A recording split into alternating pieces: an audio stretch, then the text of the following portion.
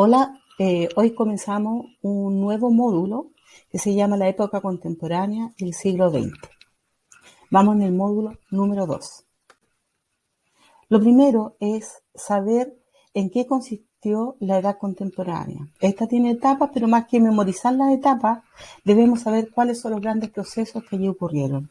Lo primero son las dos grandes revoluciones que cambiaron el mundo de aquel entonces y dieron las bases del mundo actual. Una fue la Revolución Francesa, que impactó en el ámbito político, y la otra fue la Revolución Industrial, que impactó en el ámbito económico y tecnológico. Estas dos ocurrieron a fines del siglo XVIII e inicios del siglo XIX. En el transcurso del siglo XIX van a ocurrir los nacionalismos, sobre todo en Europa, en que cada país se fue transformando en potencia, expandiéndose a otros continentes al formar colonias, y comenzó una profunda rivalidad entre ellas.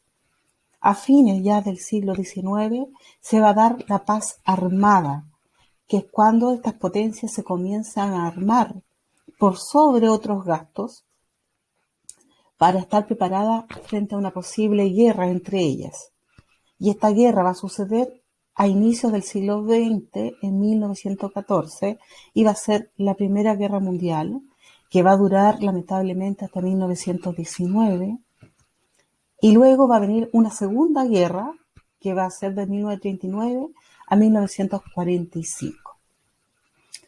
Tras estos dos grandes debacles de la humanidad, que fueron las dos guerras, va a venir la llamada Guerra Fría, que no va a ser una guerra a nivel de armamento, sino a nivel ideológico entre Estados Unidos y la extinta URSS, o bien Unión de Repúblicas Socialistas Soviéticas, un país que ya no existe y que se transformó en la República Federal Rusa. Y una vez que acaba con la caída del muro de Berlín en 1989, la Guerra Fría, se ha llamado este tiempo post-Guerra Fría. Han ocurrido, se han levantado terrorismos, hay demandas de derechos que estaban acalladas, como el territorio de la gente de los pueblos originarios, el feminismo, entre otras causas que son positivas para la humanidad. Vamos a estudiar la Revolución Francesa. Primero, debemos saber por qué ocurrió, ya que este es uno de los hechos que inicia la República contemporánea, la etapa contemporánea. Y las causas de la Revolución son el antiguo régimen, que ya lo vamos a ver, la crisis económica y agrícola. Francia, a pesar de que era una de las grandes potencias europeas que está en el centro de este continente, sufría de algunos problemas. Entre ellos que tenía una economía relativamente atrasada, ya que su base principal era la agricultura. En los tiempos de sequía o de malas cosechas, el país de Francia se veía socavado. También una de las causas va a ser las ideas de la Ilustración, que es un movimiento cultural que vamos a ver. El antiguo régimen, o bien orden estamental. Francia, tal como lo vimos estudiando la Edad Media, la sociedad medieval, era como una sociedad piramidal. Arriba estaba el rey, la nobleza, debajo de ello el alto clero. Y eran los dos grupos privilegiados, tal como se ve en la imagen, de acá hacia el lado derecho. Mientras que en el lado izquierdo de la imagen, arriba, vemos aparte del pueblo, el pueblo llano, que eran las personas que no pertenecían a la nobleza, y estaba compuesto, cuando hablamos de estado llano de pueblo, no solamente la gente más pobre que vivía en la ciudad, de artesanos, de grandes comerciantes que llamaremos burgueses, y que ellos vivían bastante bien para su época, pero que no tenían derechos políticos por no ser de la nobleza.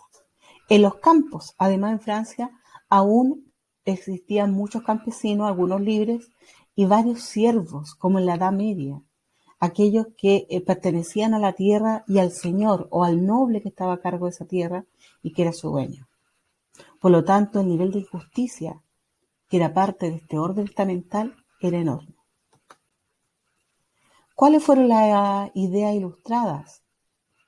Uno, proponía Montesquieu, uno de los grandes filósofos de la Ilustración, que si podía existir una monarquía, pero debía ser constitucional, vale decir, una constitución que permitiera moldear la forma de gobierno y al monarca. Dos, la separación de los poderes del Estado, también lo planteó Montesquieu, el ejecutivo, legislativo y judicial. El ejecutivo, en nuestro caso, que somos una república, es el presidente y sus ministros. El legislativo es el parlamento, donde están senadores y diputados que hacen las leyes, legislan. Y el judicial son los que aplican las leyes. Y en Chile, su máximo representante es la Corte Suprema. 3. La defensa de la libertad de expresión, poder decir lo que pienso sin ser perseguido. Lo mismo que tener o no una religión. La libertad para hacerlo la propuso Voltaire. Y 4. Impulsar lo más difícil, la soberanía popular para aquella época, para que todas las personas pudieran elegir a sus autoridades a través del voto. Eso es la soberanía popular y lo propuso Rousseau. Y que constituyen además la base del actual modelo republicano. En las páginas 28 a 32 aparecen las etapas de la Revolución Francesa. Acá yo las resumí, pero en estas páginas van describiendo una tras otras. La Revolución Francesa marca una etapa monárquica, otra republicana y finalmente una imperial.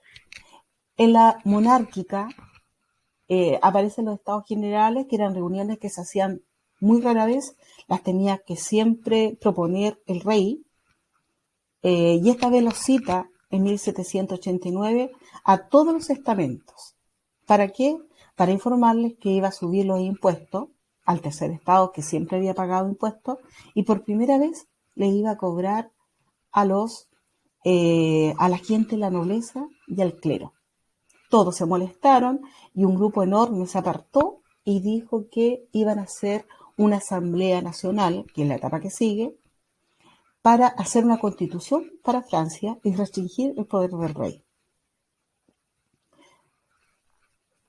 Para apoyar esta asamblea nacional, el pueblo de París se levantó contra la monarquía y se tomaron las Bastillas, que era una torre en el centro de la ciudad y que era símbolo real. Desde ahí, desde ese hecho, desde la toma de la Bastilla, que se considera el inicio de la Revolución Francesa, el 14 de julio de 1789. A los 2 años siguientes, del 91 al 92, va a ocurrir la Asamblea Legislativa. En esa Asamblea Legislativa se declara que Francia va a seguir siendo monarquía, pero constitucional y no absoluta, como era hasta ese entonces, en que el rey concentraba todo el poder. Ahora no. Iba a haber una constitución que iba a delimitar los poderes del rey. Y finalmente se proclama la Asamblea Constituyente el año 91 y derivó en una forma de gobierno republicano, que es la etapa que se inicia en el año 92. Ahí van a haber 3 formas de gobierno. Primero la convención, que va a ser un grupo de personas revolucionarias, pero que quería mayores cambios y mucho más extremos. Esta convención tuvo que luchar con una posible invasión de potencias extranjeras que se oponían a la Revolución Francesa. Y para ello, para socavar este peligro, va a morir o van a condenar al rey a la guillotina, porque se había acabado la monarquía, y luego a su esposa. Luego va a venir otro periodo llamado el directorio, que van a gobernar 5 personas, y ellas van a decidir por la revolución.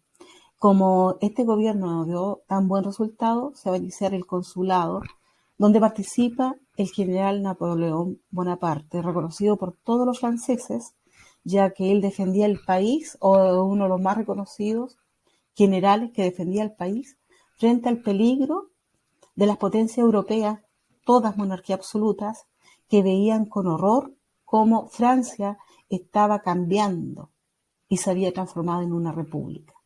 Entonces, por temor, estaban atacando a Francia. Luego, Napoleón se deshace de los otros gobernantes franceses y se autoproclama emperador de Francia desde el año 1804 hasta el año 1815. En ese periodo también él se expande como un imperio por toda Europa. Y en esa expansión va llevando las ideas principales de la revolución. Por lo tanto, hace que el continente europeo cambie su forma de pensar con respecto a la política y a la formación de los gobiernos. La otra gran revolución fue la industrial, que comienza o está en paralelo con la Revolución Francesa. ¿Cuáles son los antecedentes de la Revolución Industrial? El crecimiento de la población en Europa estaba creciendo mucho más rápido que los siglos anteriores. Había un aumento del comercio exterior, sobre todo desde Inglaterra hacia el resto del mundo de aquella época, y este comercio les permitía una gran acumulación de capital. Por otro lado, había un gran avance de la técnica y Inglaterra, como ya dije, era el foco. ¿Por qué? Porque Inglaterra tenía paz al interior de su país. Ellos ya habían vivido una revolución y, a diferencia de Francia, se transformaron en una monarquía constitucional y el rey debía hacer partícipe al parlamento de todas las decisiones. Y en el parlamento inglés, mayoritariamente eran burgueses y nobles. Por lo tanto, tomaban ellos las decisiones y no tenían conflicto político ya en esa época. ¿Cuáles fueron las etapas de la Revolución Industrial? Por un lado, está la primera etapa, que fue de 1760 a 1850.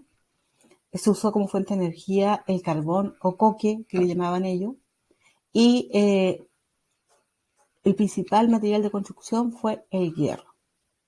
Ahí aparece la locomotora, por ejemplo.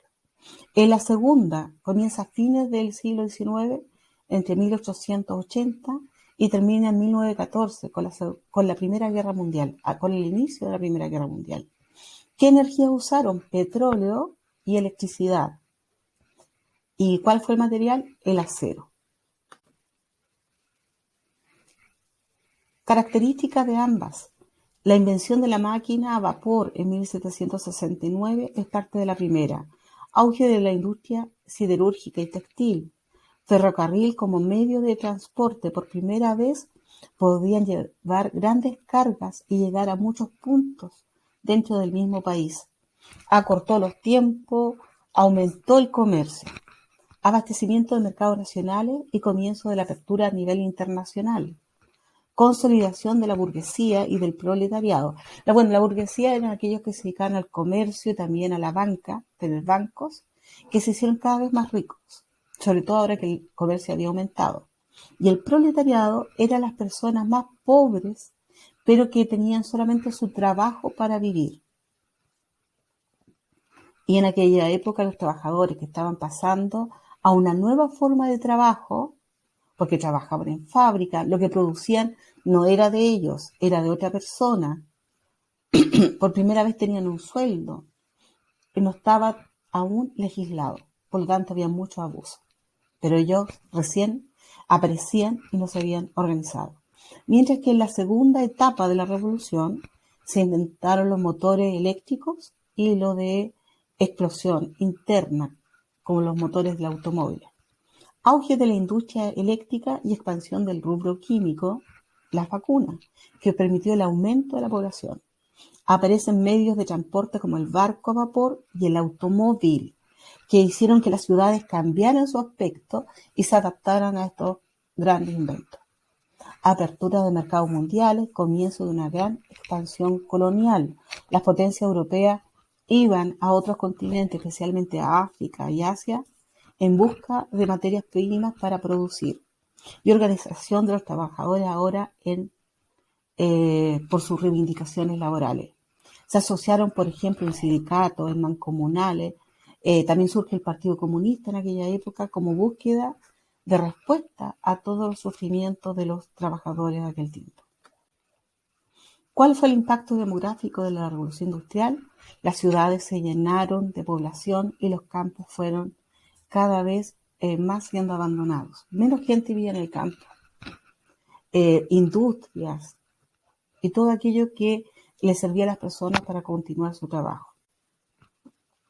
La sociedad se dividió en clases sociales, ya no estamentales. ¿Qué quiere decir esto?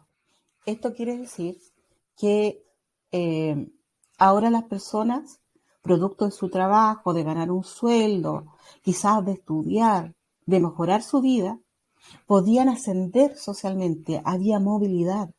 Antes no, si nacías campesino, tu hijo iba a ser campesino. Ahora había clases sociales, esa es la principal diferencia.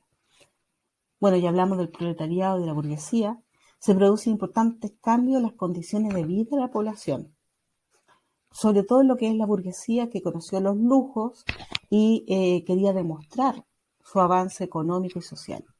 Se forman organizaciones de trabajadores para regular y mejorar las condiciones laborales, como por ejemplo un sueldo justo, un sueldo quizás mínimo, mejor trato a los trabajadores, un día de descanso a la semana, el derecho a la silla, que es poder sentarse una hora en una silla a comer, por ejemplo, fueron derechos que se pelearon en aquella época. A nivel económico, aumentó la diferencia entre los países.